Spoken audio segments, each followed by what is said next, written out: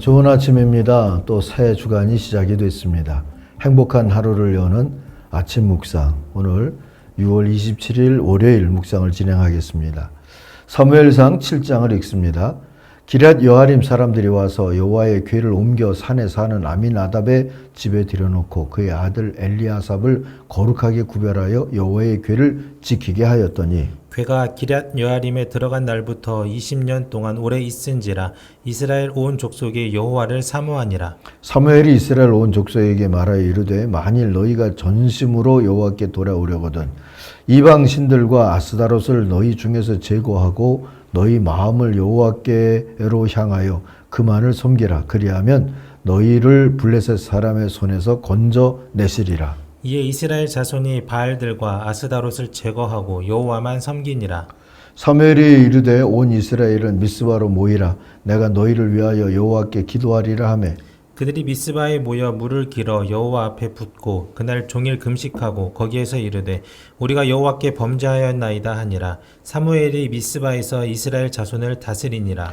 이스라엘 자손이 미스바에 모였다 함을 블레셋 사람들이 듣고 그들의 방백들이 이스라엘을 치러 올라온지라. 이스라엘 자손들이 듣고 블레셋 사람들을 두려워하여 이스라엘 자손이 사무엘에게 이르되 당신은 우리를 위하여 우리 하나님 여호와께 쉬지 말고 부르짖어 우리를 블레셋 사람들의 손에서 구원하시게 하소서 하니 사무엘이 젖먹는 어린 양 하나를 가져다가 온전한 번제를 여호와께 드리고 이스라엘을 위하여 여호와께 부르짖음에 여호와께서 응답하셨더라. 사무엘이 번제를 드릴 때 블레셋 사람이 이스라엘과 싸우려고 가까이 오매 그날에 여호와께서 블레셋 사람에게 큰 우레를 발하여 그들을 어지럽게 하시니 그들이 이스라엘 앞에서 패한지라. 이스라엘 사람들이 미스바에서 나가서 블레셋 사람들을 추격하여 뱃갈 아래에 이르기까지 쳤더라.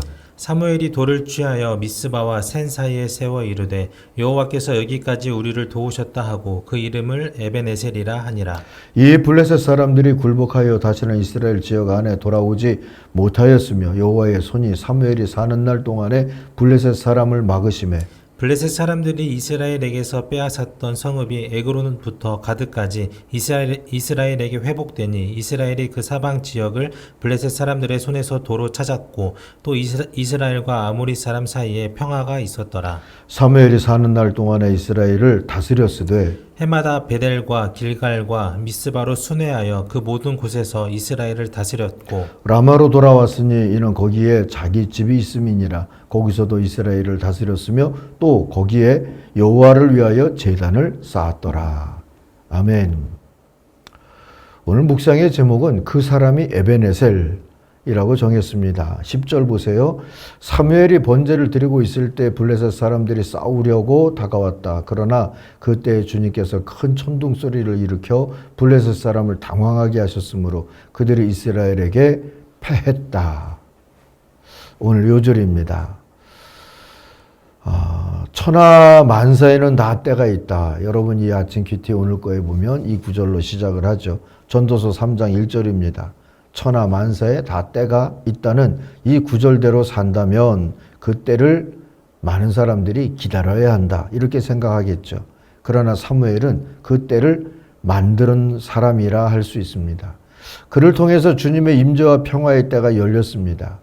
법궤는 기럇 여아림에 잘 안착해서 20여 년 동안 그 자리에 있었고 그 다음 구절은 시간이 얼마나 흘렀는지 모르겠는데 이제 엘리 집안이 다 죽고 사무엘이 사사 노릇을 하는 것처럼 되었거든요.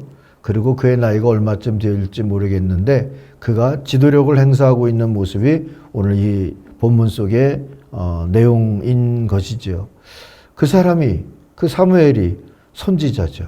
그를 통해서 주님의 임재와 평화의 때가 열렸다면 이 사무엘이 곧 선지자다. 사사겸. 그렇게 말할 수 있지 않겠습니까? 이스라엘이 사무엘과 함께 힘써서 한 것이 바로 주님께 돌아가게 하는 일이었어요. 그 중심에 사무엘이 있었고요. 미스바에 모여서 회개 집회를 했다지 않습니까? 그런데 그것을 두려워하는 사람들이 바로 블레셋 사람들이죠. 저러다가 쟤네들 진짜 정신 차리고 강해지면 어떡할까 이런 생각을 한 것 같아요. 경쟁자의 변화에 위협을 느꼈던 것이죠. 그래서 그들이 공격해 왔어요. 그러나 선지자의 때를 살게 된 이스라엘은 더욱 열심히 기도했고 기다렸고 그리고 위기에 맞서게 됐습니다. 그리고 마침내 응답을 얻었죠. 하나님이 이스라엘을 위해서 싸우시는 것을 보게 된 거죠. 그게 오늘 요절입니다. 주님께서 큰 천둥 소리를 일으키셔서 주님이 직접 싸우실 때 이런 일들이 일어나죠. 우레가 천둥이 치고 그리고 큰 비가 내리고 뭐 이런 것이죠. 철병거를 갖고 있는 블레셋은 그런 진흙바닥이 되어버린 그 우기 때에는 제대로 활동을 하기가 어려워지는 법입니다. 어찌됐든 그렇게 하나님이 싸우셨어요. 그걸 응답으로 얻게 됐습니다. 은혜죠. 놀라운 은혜였습니다. 이 은혜를 힘입어 싸웠고 승리한 사무엘과 이스라엘은 돌 하나를 세워서 에베네셀이라고 부르면서 기념했다지 않습니까? 주님이 여기까지 우리를 도우셨다. 이 일로 이스라엘은 약속의 땅에서 그리고 아모리 사람들과의 관계에서 평화의 헤게모니를 갖게 됩니다. 여기 아모리 사람이라고 한 것은 이스라엘이 들어가기 이전에 가나안 땅에 살고 있었던 모든 사람들을 다 아모리 사람 이렇게 통칭을 보통 하곤 했어요. 우리가 중국 땅 안에 많은 족속들이 살아도 그냥 중국 사람 하는 거하고 비슷하다. 이렇게 여기면 될 것 같습니다. 14절 보세요. 블레셋 사람이 이스라엘에게서 빼앗아간 성읍들 곧 에그론과 가드 사이에 있는 성읍들도 이스라엘에게 돌아왔고 성읍에 딸린 지역도 이스라엘이 블레셋 사람들의 손에서 되찾았다. 이스라엘은 또 아모리 사람과도 평화롭게 지냈다. 자, 이렇게 해서 하나님께 돌아가려고 애썼던 그러한 미스바의 집회로부터 시작해서 자칫하면 큰 전쟁을 겪고 또 과거로 돌아갈 뻔했지만 하나님의 은혜로 평화의 때를 만나게 됐다는 얘기예요. 그 중심에 사무엘이 있었고 말이죠. 그러니 사무엘을 중심으로 여호와께 돌아가려고 애썼던 것이 군비를 확장시키고 왕을 세우려고 애쓰던 그런 노력보다 오히려 옳았다. 이렇게 말할 수 있지 않겠습니까? 따져보면 이 사무엘이 바로 에베네셀인 것이죠. 사무엘만큼 하나님이 도와주신 거죠. 그의 뭘 보고 하나님의 에베네셀로 삼으셨을까요? 세 가지를 얘기하고자 합니다. 첫째는 믿음이죠. 사무엘의 믿음이 에베네셀이 되었어요.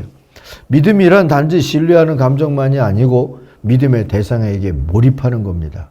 하나님께 몰입한 사무엘이 리더십을 발휘할 수 있었고 하나님께 몰입한 이스라엘이 스스로를 구원할 수가 있었던 것처럼 말입니다.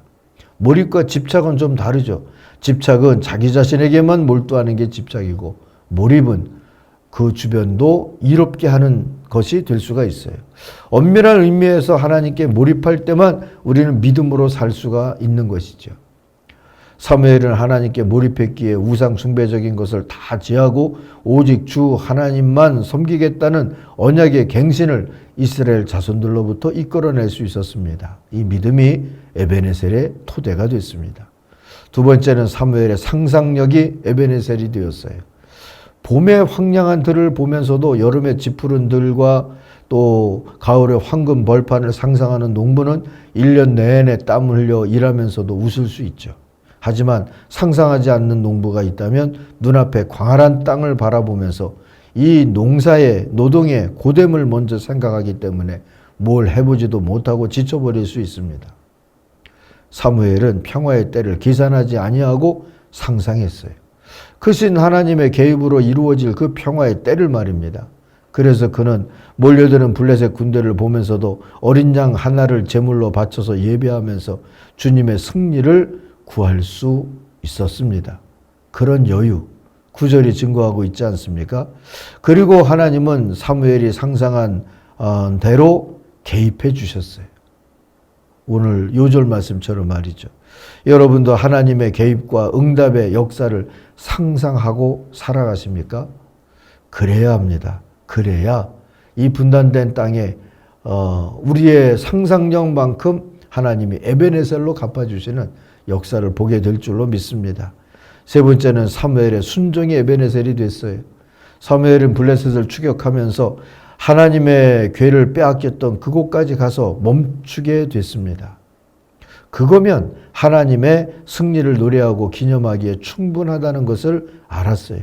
하나님의 뜻은요, 이스라엘과 블레셋 사이의 평화였지 블레셋을 끝까지 쫓아가서 몰살시키는 것은 아니었어요. 이걸 알아차리고 멈춘다는 게 쉽지 않죠. 특별히 전투 중에 말입니다. 하나님의 뜻에 순종해서 절제하는 사람만이 할 수 있는 자세입니다. 에베네셀은 사무엘의 순종의 표, 바로 그것이었어요. 만약 멈추지 않았다면 전쟁은 계속됐을 거고 평화는 요원해졌을 겁니다. 사랑하는 아침가지 여러분, 사무엘의 영성을 배우십시다. 그래서 우리도 에베네셀이 될 수 있기를 바랍니다. 오늘 교회가 가지고 있는 믿음이, 솔틴 성도들이 가지고 있는 상상력이, 우리 아침 가족들이 가지고 있는 순종의 자세가 이 시대의 새로운 에베네셀의 돌이 될 수 있기를 소망합니다.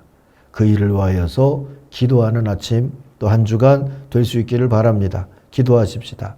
하나님 아버지, 오늘의 교회가, 오늘의 솔틴 성도들이 사무엘 같기를 원합니다. 그래서 이 시대가 다시 에베네셀의 때가 되고 선지자의 때가 되고 살아계신 하나님의 주시는 은혜를 볼 수 있는 때 되어서 하나님, 이 땅의 분단의 장막이 거두어지고 새로운 평화의 역사가 이루어지며 하나님의 영광이 교회들을 통하여서 또 한 번 하나님의 기쁨이 되게 되는 그런 역사가 이루어지게 하여 주옵소서. 예수님의 이름으로 기도하옵나이다. 아멘. 하늘에 계신 우리 아버지, 아버지의 이름을 거룩하게 하시며 아버지의 나라가 오게 하시며 아버지의 뜻이 하늘에서와 같이 땅에서도 이루어지게 하소서. 오늘 우리에게 일용할 양식을 주시고 우리가 우리에게 잘못한 사람을 용서해 준 것 같이 우리 죄를 용서하여 주시고 우리를 시험에 빠지지 않게 하시고 악에서 구하소서. 나라와 권능과 영광이 영원히 아버지의 것입니다. 아멘. 각자 기도하겠습니다.